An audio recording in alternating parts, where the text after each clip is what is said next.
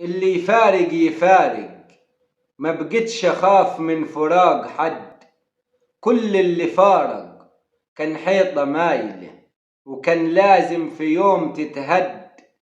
تعبت من نفاق البشر، وبدع الله عواصف الزمن تشتد، أو يرزقني بذو القرنين يجعل ما بيني وبين المنافقين سد. قدمت كل أيام الأسبوع، وفي النهاية ملقتش لحد. فكفاية نفاق، مش عاوز حد معايا غير اللي بيحبوني بجد. وإن كان مفيش فيسعدني إن أعيش وحدي بدون دموع تحرق ورود الخد.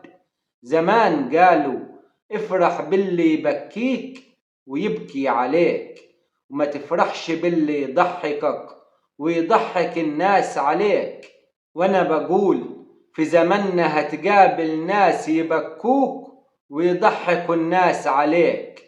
تقدم ليهم الخير بسنان الشر يعضوا ايديك، في وقت مصلحتهم يقولوا لك شبيك لبيك، وفي وقت الشدة ما تلاقي غير الخذلان حواليك.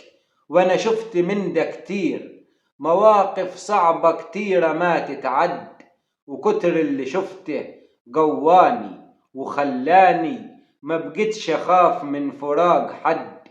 كل اللي فارق كان حيطة مايلة، وكان لازم في يوم تتهد.